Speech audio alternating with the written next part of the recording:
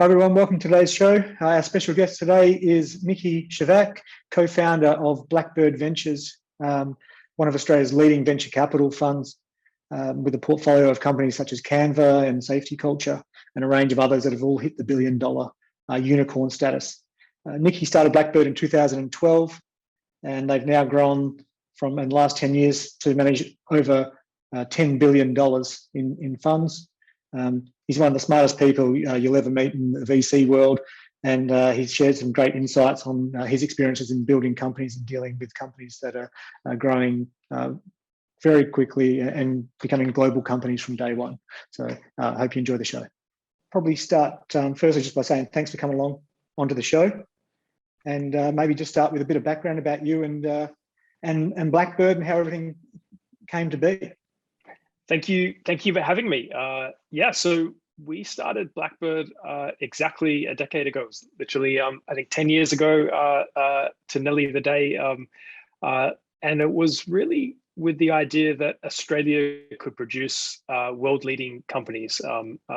Entrepreneurship, I think back then, was very focused on taking good ideas that worked in the US and making them work in Australia. And I think the inspiration for Blackbird really was to be part of a movement to create these technology companies that could be the best in the world, and it could be the largest companies in Australia. We'd already had, obviously, Atlassian, but there were dozens more successful technology companies that had sprung from Australia that were aiming to be the best in the world. And so really it was that moment in time that we came together to form Blackbird. Since then, we've raised 4 funds and a little over $1 billion of capital, earliest investors in software companies like Canva and CultureAmp, SafetyCulture, Scheduler, Propeller, and sort of list goes on.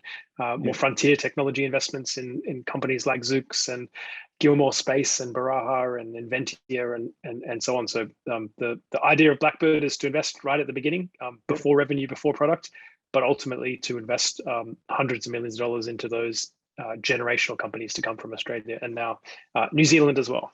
Yeah, and a lot's happened in that 10 years, right? In terms of from where, not just Blackbird, where you started with relatively small funds compared to today, but the whole VC tech industry has grown leaps and bounds here in Australia. And I know you said you raised probably $1 billion over that time now, but the bulk of it's probably come in the later years, and the funds under management are a lot higher than that, aren't they, in terms of where you've grown to?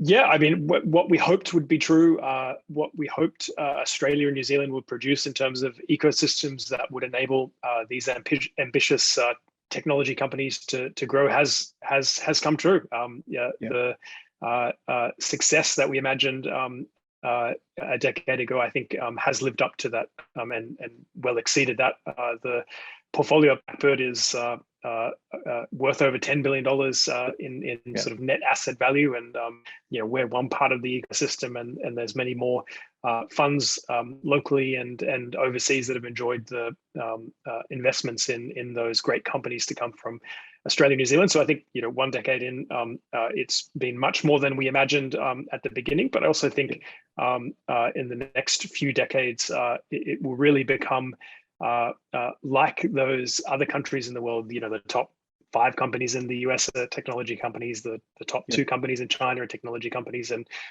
we're inevitably headed towards that in Australia, where the Atlassians and Canvas and so on will hopefully eventually become Australia's most valuable companies as well. Yeah, and from your perspective, when you sort of go back and rewind to when you were younger, why did you get into business in the first place? What was it always going to be the case? You were going to be in business, or tell us a little bit about from your perspective.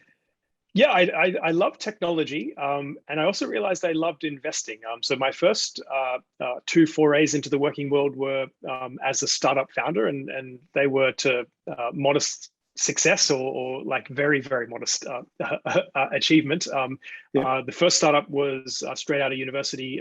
It was most notable for the person I founded the company with, which is Mike Cannon-Brookes, who went on to found Atlassian. And parallel to that, I'd always, as well as being deeply interested in technology, had always loved the psychology of investing. So not the, so much the, like when I think of investing, I don't think spreadsheets and discounted cash flow models. I think of people emotionally swinging when markets go down, or getting too excited when markets go up, and sort of thinking through great cultures and missions and products, and how does that translate into a great business. I've always appreciated that, and I think investors of all stripes, Warren Buffett, Charlie Munger, all of their comments around culture and psychology and the mission of a company and what makes a great business, they're all true, whether you're a startup or whether you're a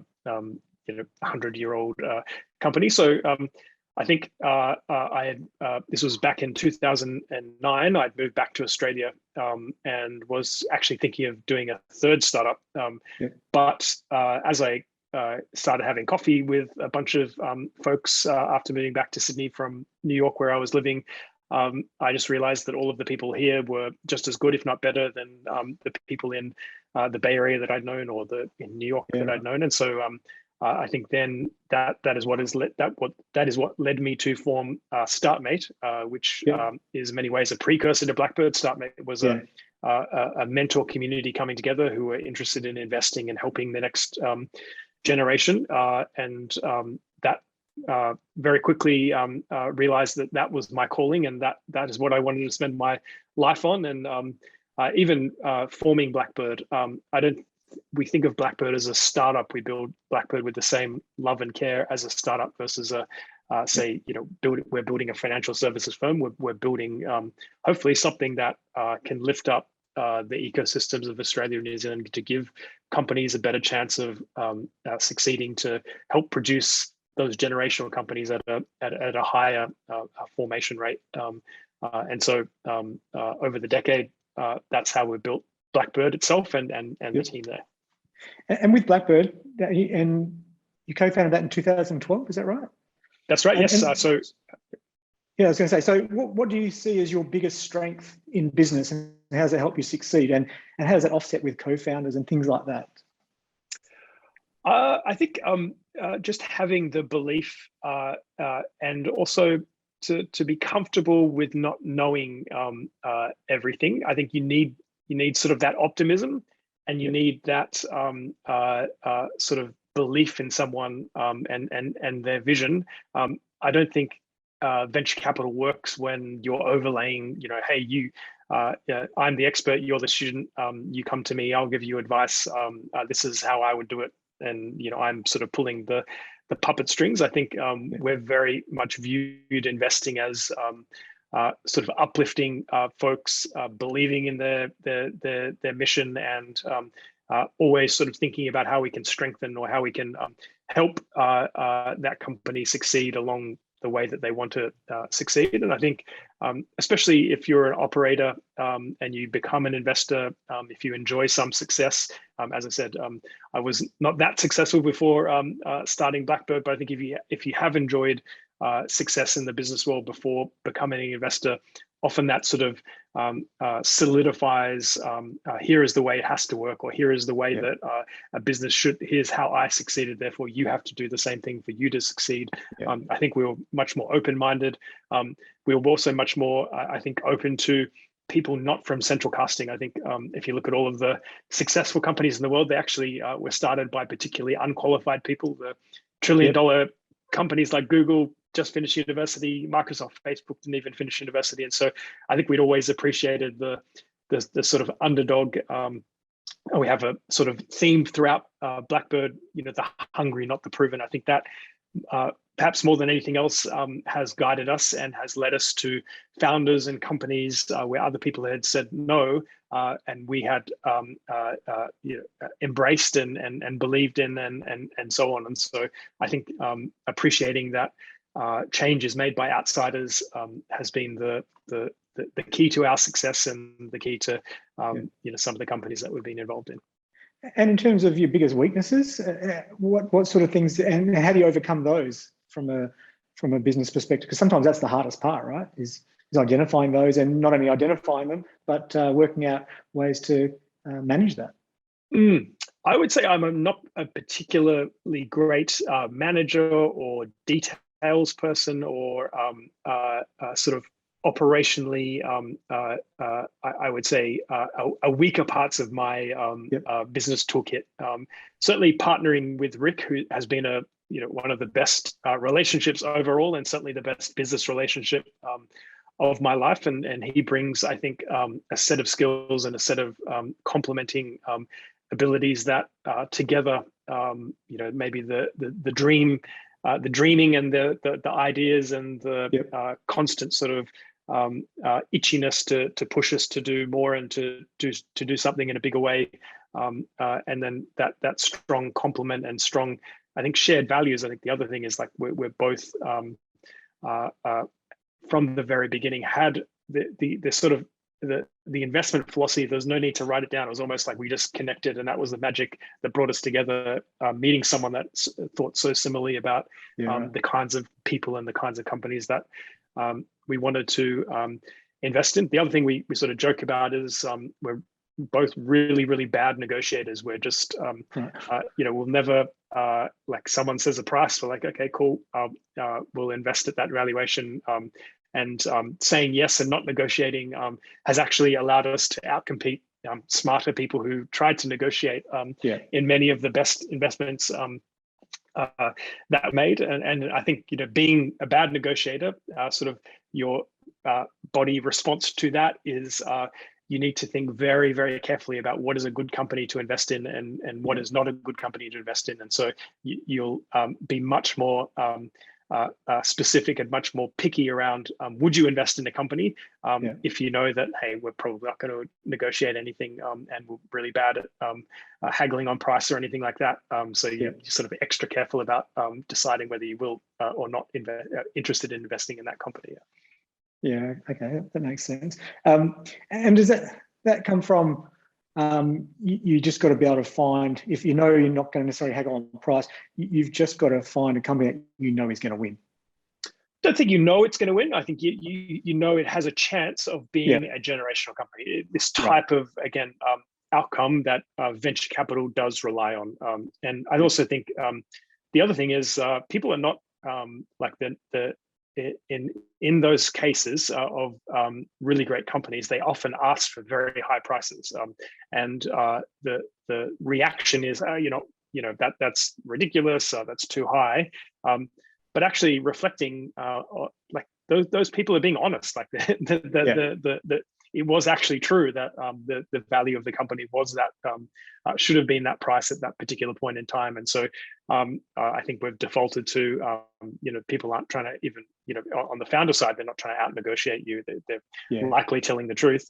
But the key thing for you to determine is, again, is this a company with a chance to be a generational company? Is it, should you be investing in the company or not? I think venture capital is quite distinct in that it's a asset class where it's very important to pick the right type of company to invest in, and then almost pay any price to get into it, versus the public market, almost like an investor has sort of, hey, the universe of companies is everything, and what price I pay is the sort of part that I will specialize in and focus in on, and say, okay, I'm sort of open-minded as to investing in any company at the right price, versus in venture capital, it's the right company at usually any price. That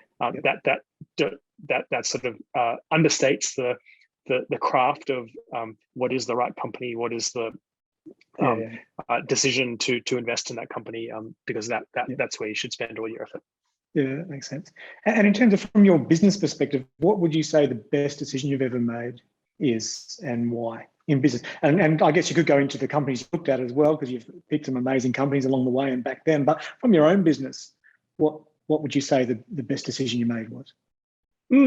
I would say, so venture capital is a strange business in that the norm for the industry is to invest before you know a company is successful, and then to invest nothing after you know a company is successful. So that sounds ludicrous, but that's exactly how the industry is configured. You're a seed fund that invests in seed rounds. You're a growth fund that invests in growth rounds. And so the decision that we made, I think this was partly a constraint of Australia and New Zealand not having the volume of startups as like say the Bay Area has.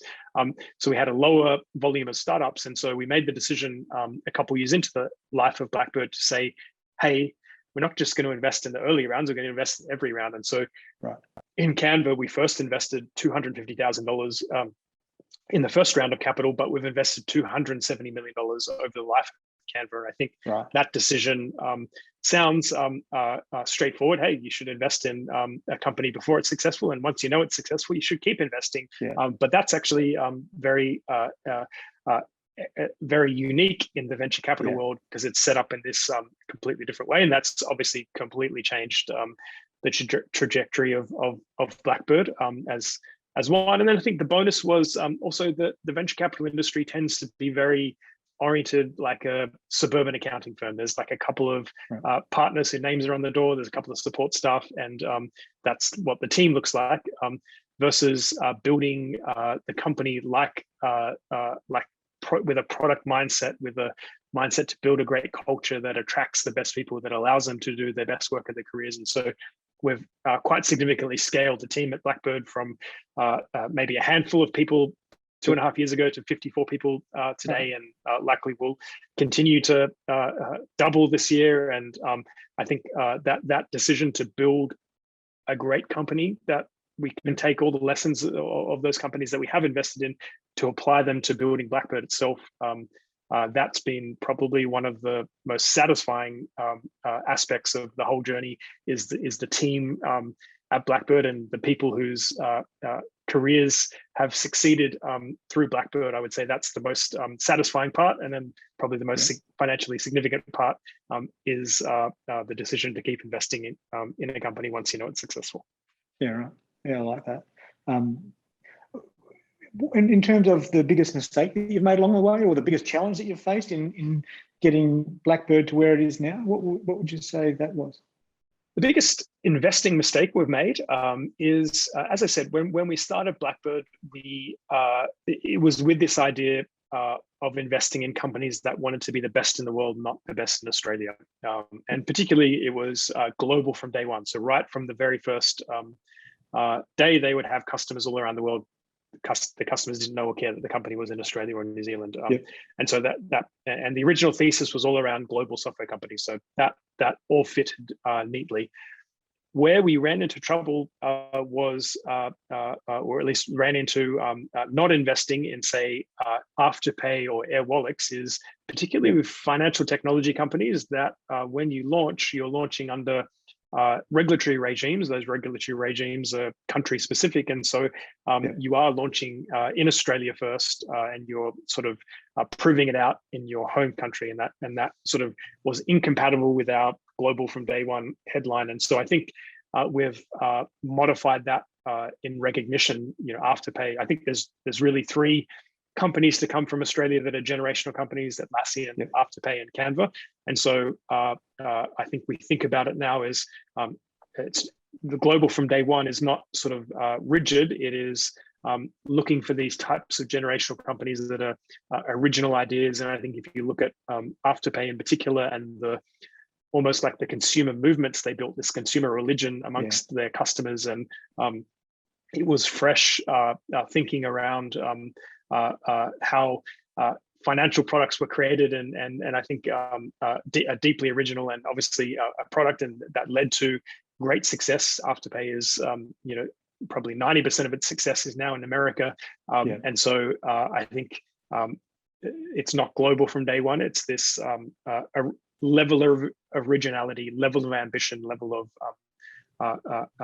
mission that's really the right framework, and not say global from day one that led us to miss out on awesome fintech companies. We were okay with you guys missing out on that one, because we were able to buy that for all of our clients back in the day. Excellent. Yes. Yeah. But obviously, we can't get all the other ones that you guys pick up on the VC side. So the grass is always greener. Exactly. In terms of the best advice that you've ever been given in business, what would you say that was? And what advice would you give someone starting in business? But firstly, the best advice you've ever received, if anything comes to mind. I think be ambitious. I think there's sort of this almost like chemical response in your body to survive. And so when you're doing something new that is so risky, you're sort of your body is telling you chemically to sort of like, okay, pare it back, or this idea of like, if I'm half as ambitious, I have a double chance of success. And I think if you're twice as ambitious, it's almost like you have twice as much the more ambitious you are, the more likely it is, particularly for you to attract those wonderful people to join you and for them to do your best work. And really, if you build a great team, your chances of achieving something that's the lever that you're 100 times more likely to succeed if you have the best people in the world working for you. But the best people in the world, they're attracted to this honeypot of ambition. And so I think, again, sort of making sure you're always almost like re-raising your ambition at every stage. I think that particularly has resonated. And then the hungry, not the proven. That it's not, don't go chasing someone's logo or someone who worked at Stripe or Google or wherever it might be.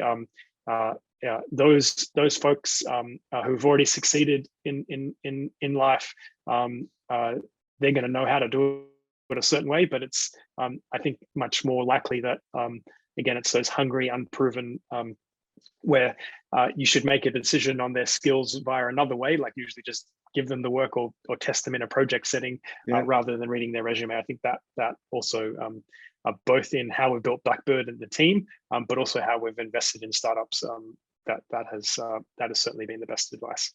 Yeah, that makes sense. And I think that's so true, where people, where they're hungry, that they're doing things in a whole different way. They're seeing things in a different way. They're motivated by different things. Often you'll see people doing something that might be at a level of success. This is one of the things I've noticed over the years. They're at a level of what appears to be success, but they're actually just doing what they did, what their parents did. They haven't really gone outside of where they came from.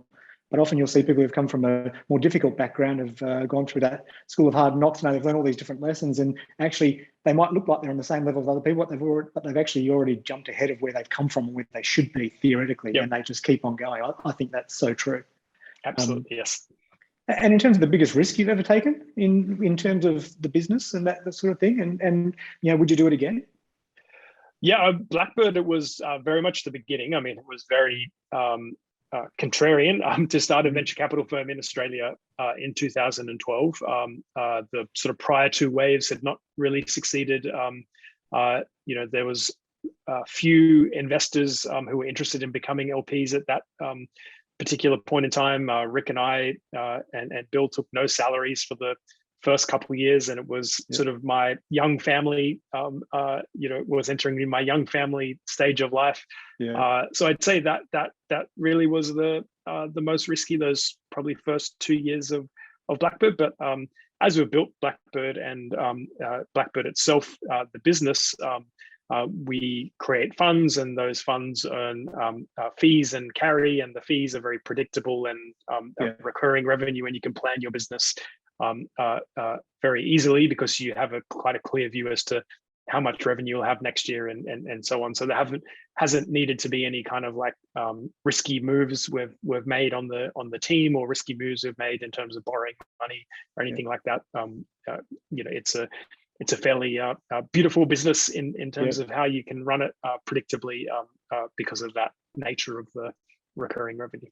But in those early days, it's still like you're starting off. You don't know if it's going to work. It's recurring, but there's hardly any revenue.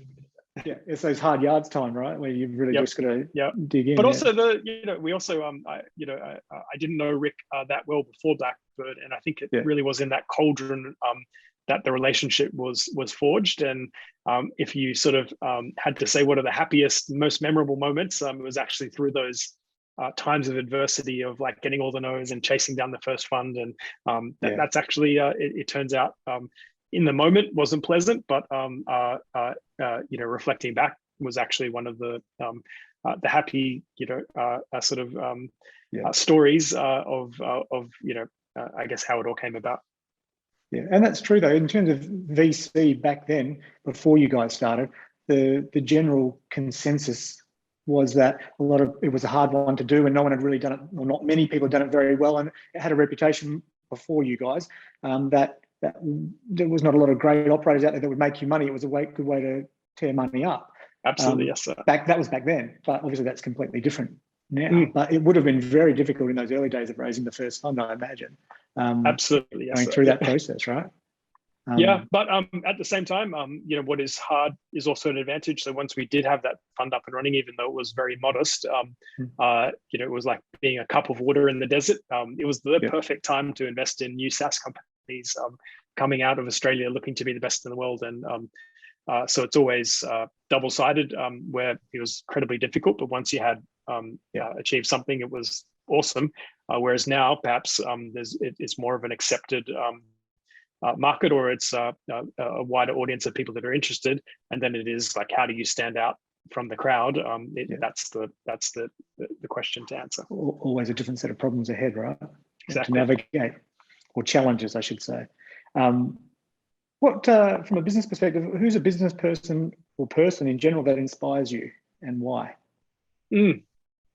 I love, as I mentioned, I love Charlie Munger. I love the psychology of business, and the creation of enduring companies, the personalities of people who achieve it, and how they're almost like these unstable forces. It's like, it's not neat kind of like superhero 5 positive traits and no negative traits. It's always these sort of like psychological characteristics that are double-edged sword. Like you mentioned, even the hungry, not the proven, the hungry. It's always like this chip on the shoulder, but there's inner demons driving them, or there's something sort of bigger at play, or the folks that it's the folks that do things and don't just talk about doing things. It can be bull in a china shop. It can work in the beginning. It cannot work as the company is succeeding. But it's all this complicated psychology and this sort of fascinating characters who build these great companies. That's always been, really, really interesting for me to work alongside and to be a part, and to build relationships with. And I would say those relationships and those incredible characters that form these companies and create these companies. That's the interesting part. So Charlie Munger, who he's the lesser known partner of with Warren Buffett. So some people might not know that, but he's a legend in his own right. Yes, and those guys are both in their 90s, right? He's still going strong, yeah. And there's a book called Poor Charlie's Almanac, which is sort of his investing lessons and his investing psychology lessons that I always give as a present to say new employees or folks I meet. So if anyone wants a book recommendation, please absolutely go and order that one. Well, okay, because my next question is, what's the best business book you've ever read and why? So you've just answered that one. Yes, absolutely. And my favorite quote from Charlie is something along the lines of, and it just shows the different way he thinks. Someone said to him, can you play the piano? And he said, I don't know, I've never tried. And so just most people would just say, no. He said, I don't know, I've never tried. It's just like he's a different sort of a thinker, right? Look at it a different way, he's an interesting guy.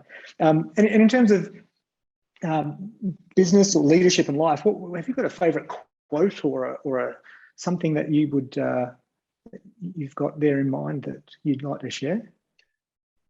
No, I would only go back to the more ambitious you are, the more likely you are to succeed. It is such a artificial construct that we place ourselves in as to why aren't you aiming bigger? Why are you focusing on Australia? Why aren't you focusing on anyone who has the problem that your product is solving for?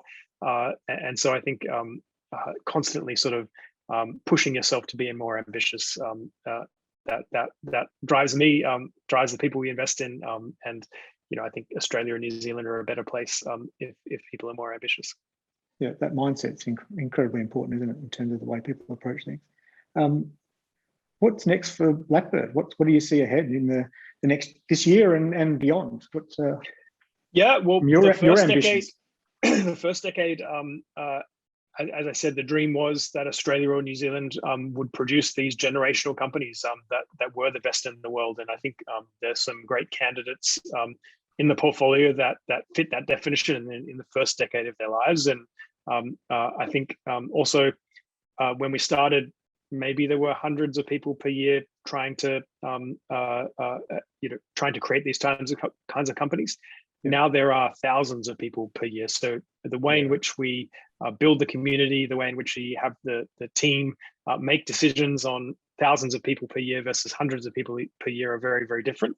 And I think within 10 years, it will be tens of thousands of people per year. So I think it's sort of building Blackbird with this product mindset. How can we, and you can't, we will grow the team quite significantly, but you can't, no matter what, how quickly you build the team, you can't meet tens of thousands of people per year and make an intelligent decision as to invest in their companies. And so the scalable aspect or the amplifying aspect is building a community that can help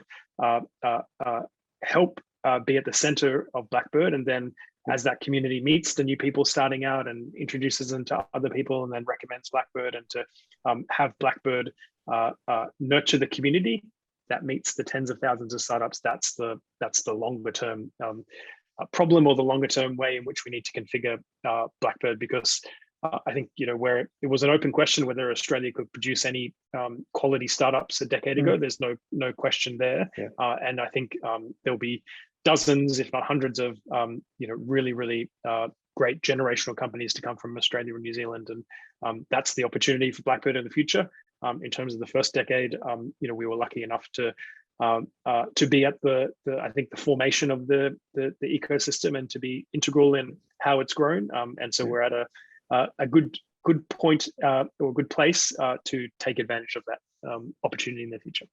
And that's in terms of Australian markets growing. And when you talk about global, is that something that you guys think of in terms of your own business? Or well, we expanded into New Zealand in 2019 and had a lot of the same characteristics as Australia, in terms of you had successful companies, but no successful investors focusing in a full-time institutional way on the early stages of their formation. So we wouldn't rule out other countries expanding into, but I would also frame it as it's this sense of being the Olympic team. So helping the Aussies and Kiwis win more gold medals in whatever events in the world. And so hopefully the world of business has a lot more gold medal Kiwi companies, gold medal Aussie companies that are the next Microsofts and Googles and Apples, and that scale of company, more and more are Australian, more and more in New Zealand that are created, hopefully in partnership with Blackbird. Yeah, right. Well, Niki, thanks very much for being on the show and sharing your insights. It's been excellent. And, thanks for having me. We'll have to catch up in due course. Absolutely. Thanks very much.